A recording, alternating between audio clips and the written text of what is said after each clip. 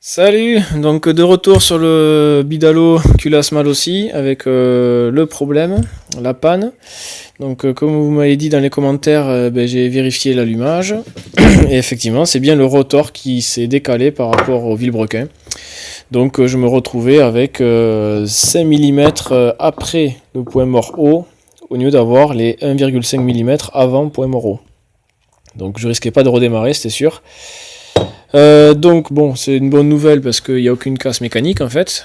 Mais bon, j'ai tout démonté pour rien, il faut tout recommencer. Je ne vais pas en profiter pour usiner quoi que ce soit. Je voudrais vraiment faire le étape par étape. Là, je veux pas faire deux modifs à la fois, sinon je sais pas qui a fait quoi. Donc je suis un peu deg, mais je vais le remonter vraiment tel quel. Les segments, bon, le segment 0,35 pour moi c'est mort, mais il peut encore faire. Hein. Enfin, le moteur il va démarrer, ça va rouler. Mais on n'aura pas le maximum de performance. Donc j'ai commandé des nouveaux segments. Et le temps que ça arrive, je pense que j'aurai refait d'autres tests et j'aurai redémonté quelques fois. Pour la culasse mal aussi, bon, ce montage là, la pâte à joint ça n'a pas tenu, c'était évident. Je crois que je l'ai arraché dès le début là parce que j'ai un goujon qui est plus excentré que les autres. Donc comme vous m'avez suggéré aussi, je vais tenter de mettre les deux joints toriques l'un sur l'autre. Donc les joints toriques pour le Bidalo dans son logement et les joints toriques qui sont plus petits pour Mal aussi dans son logement aussi. Et on va voir si ça marche. Bon, j'ai simplement nettoyé les cônes ici et là au nettoyant frein, c'est tout. Et puis on va l'enquiller comme ça, juste pour faire une ligne droite, ça ira. De toute façon, prochaine étape, c'est passer au MVTDD parce que celui-là, il est censé déconner à 12 000 tours. Et sur les trois Moriyama, les types Moriyama que j'ai, c'est celui qui me donne le plus de vitesse de rotation et 12 000 c'est le max. On va voir s'il déconne encore une fois à 12 000 tours, mais je pense qu'il va falloir passer sur l'MVT. Alors, est-ce que c'était bien ça la panne ?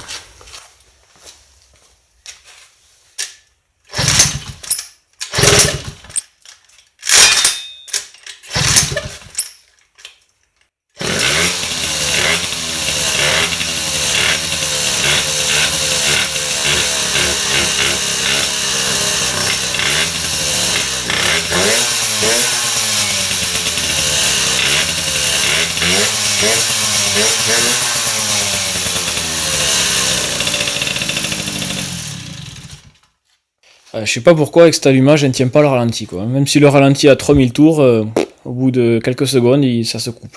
Par contre c'est le seul allumage type Moriyama que j'ai sur les trois qui me permet d'arriver jusqu'à 12 000. Bon ben voilà ça redémarre donc c'était juste ça alors. Juste le rotor qui s'est décalé heureusement. Donc il n'y a plus qu'à. On va refaire un tir.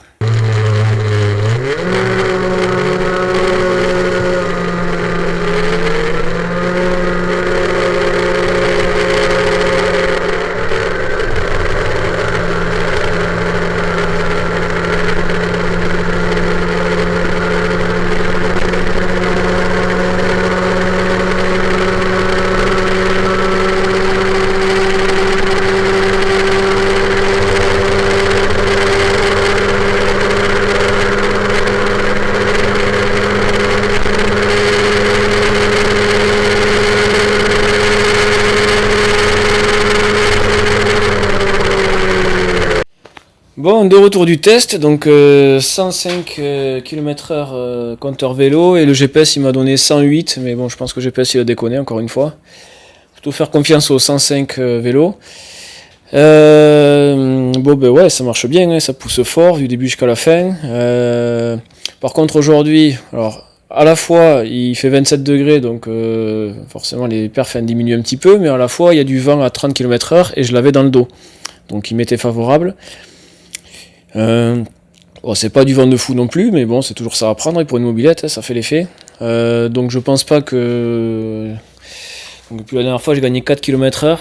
Je pense pas quand même que j'ai gagné 4 km/h juste en rehaussant de 186 à 192.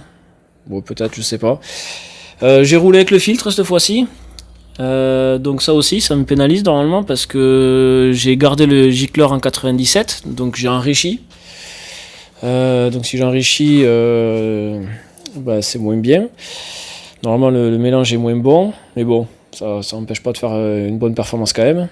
Donc il y a un peu de moins bien dans la température et avec le filtre, mais il y avait un peu du bonus avec le vent dans le dos et ben, c'est tout. Et donc du coup, bon, ça fait 105 km/h vélo. Bon, peu importe, ça me fait une base aujourd'hui et du coup on va tester autre chose maintenant qu'on a ça. Le Vario, il a un poil lourd, donc je suis à 8 grammes, donc c'est plus trop grand chose à force. Hein. Mais quand même, quand le moteur est chaud et la courroie est chaude, ouais, pas chaude, mais quand j'ai roulé avec, il faut que je touche légèrement la pédale lanceur pour que je puisse faire monter le moteur à 10 000 tours pour pouvoir avoir la puissance pour avancer. C'est vrai que là maintenant, à 9000 tours, il avance pas le moteur. Hein. C'est 9005 mini, mais à 9005 c'est coup de pied au cul direct. C'est du on-off grave quoi. Donc l'embrayage, il faut qu'il patine à 9000, donc les démarrages sont pas mal, mais voilà. Et non, il patine à 10 000 je crois, je sais plus, il faut que je regarde la vidéo. Donc l'embrayage c'est pas trop mal là, avec les ressorts jaunes Doppler là pour scooter. Et le variateur est pas trop mal comme ça aussi, ouais. Après plus léger, ça gueulerait de trop. Le filtre pour essayer de protéger mon moteur là, en me disant que l'usure prématurée c'est peut-être la poussière que j'avale, parce que je vois pas qu'est-ce qui peut être autrement. Est-ce que c'est le fait que le cylindre est de 2004 et que du coup le Nick Acid il est trop vieux, il s'use trop vite, je sais pas. Donc bon, j'aimerais bien au moins mener ce cylindre jusqu'au bout de mes essais, même si je sais qu'au final il va être crevé, il finira comme presse-papier après. Je vais pas le faire au Nick Acid, ça coûte 200 €. 230 €, on a le cylindre, piston et segment neuf, mais j'ai pas envie de repartir là-dessus. Donc j'essaye juste de mener la préparation jusqu'au bout, qui me tienne au moins jusqu'à la fin de la préparation, comme ça au moins je saurai ce que ça vaut, qui fait quoi et quelle préparation apporte quoi. Et puis après, de toute façon, je vais pas pouvoir rouler longtemps avec ça. Je pense que ce cylindre il est cuit, tant pis quoi, fait chier. Donc on m'a conseillé dans les commentaires et je suis allé me renseigner et apparemment c'est des produits miracles ceux-là, contrairement à d'autres. Donc j'ai envie de tester, on verra si c'est si miraculeux que ça. Donc le P18 pour justement protéger le moteur, parce que alors, ce que j'ai compris c'est que ça cristallise le métal à la surface, donc il y a de meilleurs glissements entre les pièces et moins d'usure. Donc meilleur glissement, donc meilleur rendement, donc on peut gagner en performance avec ça, tout en protégeant le moteur. C'est vraiment des arguments miraculeux quoi. Bon, on va voir. Et le C99 Essence, lui, il sert pour mieux vaporiser l'essence dans l'air. Donc apparemment on réduirait la consommation d'essence et on augmenterait le rendement, voire même jusqu'à diminuer les points de gicleur du carburateur, tellement on n'a plus besoin d'autant d'essence. Et en plus on retarderait le cliquetis. Non, je crois que le retardement du cliquetis c'est le 99 Racing. Je sais pas si lui fait ça lui. Après quoi on m'a conseillé le Racing. Mais finalement le essence je le trouve à 20 € livraison gratuite sur Amazon. Le C99 Racing il est à 26 € et j'arrive pas à le trouver livraison gratuite, donc il faut se payer des livraisons à 6 ou 8 €, je sais plus, donc ça me revient à plus de 30 € le flacon, alors celui-là il est à 20 €. Bon, tant pis, et puis en même temps tant mieux. Donc bon, on va faire avec ça. Donc je vais faire maintenant mon mélange avec ces deux additifs et puis on va refaire une pointe. Et on va voir si je gagne en performance, en accélération et en pointe. Et on va voir ce que ça fait. Et du coup, moi, je roulerai avec la conscience peut-être un petit peu plus tranquille de me dire que lui, il fait glisser un peu mieux le piston, les segments sur le cylindre, et que ça va donner un peu plus de longévité au moteur pour arriver jusqu'au bout de la préparation avant qu'il finisse en presse-papier. Après ça, on testera l'allumage MVTDD. Parce que c'est vrai que là le Moriyama il est fatigant. D'ailleurs avec le filtre à air je peux pas démarrer en fait. Je suis obligé d'enlever le filtre à air et de boucher le carbu pendant que je kick. Et après il démarre, une fois que je kick 2 ou 3 fois. Et avec le filtre à air je peux pas le boucher correctement donc ça marche pas. Et je peux pas démarrer. Donc vraiment ce Moriyama il est fatigant. Sur les 3 que j'ai c'est le seul qui me fait ce phénomène là. Il tient pas le ralenti, il démarre très très mal à froid. Mais par contre, c'est celui qui me permet de dépasser les 12 000 tours. D'ailleurs, c'était étonnant, là, j'ai cru voir au compte tour 12 200, je sais plus. Alors qu'avec le mal aussi, je bridais à 12 000. Donc finalement, peut-être que la bride au niveau du mâle aussi, c'était pas le Moriyama. Bon. En tout cas, on va passer sur le MVTDD et on va voir ce qu'il peut nous apporter de plus, sachant qu'à chaque fois que je l'ai monté, j'ai toujours eu du moins de régime max. Mais par contre, j'ai toujours eu plus d'accélération, donc c'est assez intéressant. Donc ça, on se le verra après. D'abord, on va tester les mélanges. On va commencer par le C99 Essence. Donc c'est à diluer directement dans l'essence. Soit du 10, 5, 95, 98. Moi j'ai du 98. Utilisation conduite sportive, on va dire. 20 ml pour 40 litres. Donc 0,02 litres pour 40 litres. Donc 20 divisé par 4, ça fait 5. Donc 5 ml pour 10 litres. Moi là-dedans j'ai 5,5. Donc on divise encore par 2, donc ça fait 2,5 ml pour 5 litres. Voilà, donc je vais mettre ça. Donc 2,5, ben, j'ai les petites dosettes graduées là-dedans. Là. J'ai 5 ml. Ah, c'est vraiment rien quoi en fait. Bon, c'est quand même bien pratique ça, parce que même le doseur Doppler, il est pas assez gradué pour me faire ça. Donc là j'ai combien? Ouais, je suis pas loin quoi. Donc ça c'est pratique ce truc là, il faut fermer ici, on laisse ouvert là, et quand on appuie sur le bouchon, eh ben, on vient de doser ici là. Je connaissais pas. Alors, je vais mettre la moitié environ. Ouais, ça fait plus de la moitié, mais bon. Allez, on va mettre ça. Donc voilà, ça, c'est 99, c'est dans l'essence.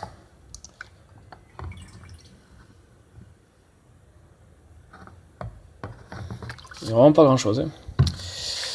Donc du coup la bouteille à 20 € finalement elle va durer assez longtemps, c'est bien. Et lui, ça se passe dans l'huile. Et après pour l'huile, bon moi il me reste encore de la Motul 800 Racing, même si la off-road apparemment est mieux conseillée, et en plus elle est moins chère, plus facile à trouver. Donc moi je mets du 2,5%, même si 2% ça devrait suffire normalement. Donc j'ai 5,5 ml, 5,5 litres d'essence là-dedans, donc 2,5%, 5,5, je mets de l'huile jusqu'ici.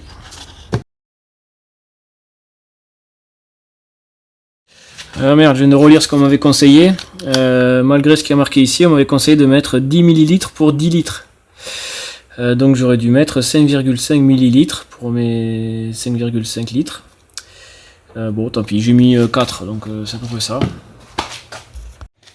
Et donc le P18 qui se mélange dans l'huile à hauteur de moteur de temps à 2%, donc 2 ml pour 100 ml, 2%, 2 ml pour 100 ml. Moi j'en ai 150 environ, donc la moitié de plus, donc ça ferait 3 ml pour 150 ml. Donc 3 ml encore une fois, j'y suis déjà. C'est vrai que c'est des dosages vraiment tout petits. Hein. Bon, je suis en dessous du 5, donc ça fait environ 3 ml. On va dire même 4, je sais pas. Bon, ça suffira. Donc celui-là, on va le mélanger dans l'huile. Je sais pas si ça fait une différence de le mélanger dans l'huile ou dans l'essence directement. Ouais, la bague là qui me gêne. Donc ça, ok. Allez, donc ça dans l'huile.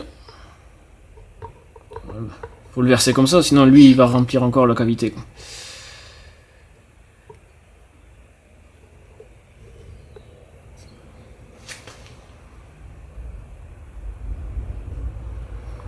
Ça fait tellement peu, on se demande si ça va faire quelque chose. À 20 € le flacon chacun là, ils vont me durer longtemps je pense. Hein. Bon, moi je veux que ça fasse effet de suite, donc je sais pas combien j'ai d'essence dans le réservoir, donc je vidange. Et après du coup je remettrai le mélange avec additif. Je reverse du mélange là-dedans pour les récupérer ce qu'il y a au fond là. Hop, comme c'est plus fluide, ça passe. Donc le réservoir vidangé, rempli du mélange avec l'additif, et bon, j'ai pas vidé la cuve du carburateur. De toute façon je comptais rouler un petit peu là avant de faire ma pointe pour laisser autant le moteur de gober cet additif là, vu que ce qui se dilue dans l'huile, ça doit tapisser le cylindre comme il faut là pour faire effet quoi. Bon, parce que j'aurai pas le temps de tourner en rond là, je vidange la cuve, comme ça j'irai directement les additifs dans le carbu.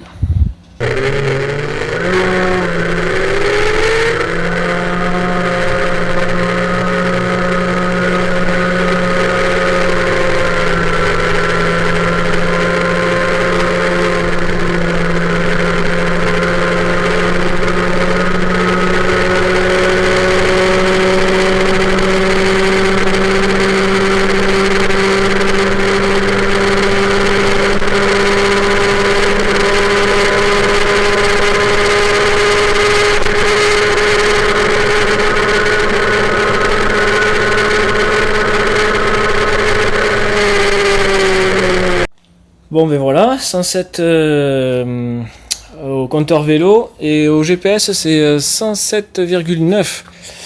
Donc 108 aussi, pareil que la dernière fois. Par contre j'ai plus confiance cette fois-ci au 108 km/h GPS parce que la dernière fois c'était en dents de scie. Je suis passé de 102 à 108, je suis revenu à 104, 108. Alors que là le GPS il est stable, donc j'augmente progressivement ma vitesse, donc le 107,9 là je le valide le GPS. Alors que le 108 de la dernière fois, je pense que le GPS il faisait n'importe quoi. De toute façon moi je fais vraiment confiance au compteur vélo, c'est ce qu'il y a de plus propre. Donc je suis passé de 105 à 107, donc 2 km/h sur une vitesse comme ça, c'est quand même pas rien. Donc moi je valide déjà le côté performance du produit. Après on va voir le côté usure, si ça freine un petit peu là, l'usure démesurée là, que j'ai là. Donc ok pour moi. Par contre bon, j'ai plus le temps aujourd'hui de monter et encore plus d'essayer le MVT-DD. Surtout qu'il va falloir que je fasse différents réglages, donc je ferai ça une autre journée. Voilà, donc j'avais dit qu'il y avait du vent au premier essai, il y avait toujours le même vent cette fois-ci aussi. Voire j'avais même l'impression qu'il s'était un petit peu calmé. Au ressenti, je ressentais que ça marchait mieux. Le bruit était un peu différent. Le bruit du moteur était un peu différent d'ailleurs, ça m'inquiétait. Enfin, ça m'inquiétait. Ça m'avait interpellé. Pas forcément inquiétant. C'est un bruit plus. Je sais pas comment dire. Le bruit était légèrement différent quoi. Dès le démarrage, ça marchait bien, mais en même temps, comme toujours, quand le moteur a refroidi, le moteur il est retombé à 30 degrés. Alors qu'en ce moment, avec 27 degrés extérieur, le moteur il est à 60 degrés passé. Forcément, quand je redémarre à 30 degrés, j'ai des bonnes performances, donc je sais pas si c'est le produit qui fait ça ou pas. En tout cas, en Vmax, ça va bien, et en accélération, on verra si je peux tracer une courbe. Surtout que le problème, c'est que je suis pas parti de zéro cette fois-ci, donc j'aurai pas le début de la courbe. C'est pas grave, mais au moins à partir de 30 ou 40, je crois. De toute façon, c'est ce qui correspond à la phase d'embrayage, donc aucun intérêt. On va voir si je peux essayer de sortir des accélérations ou pas, des comparatifs. Bon allez, à la prochaine pour le MVT.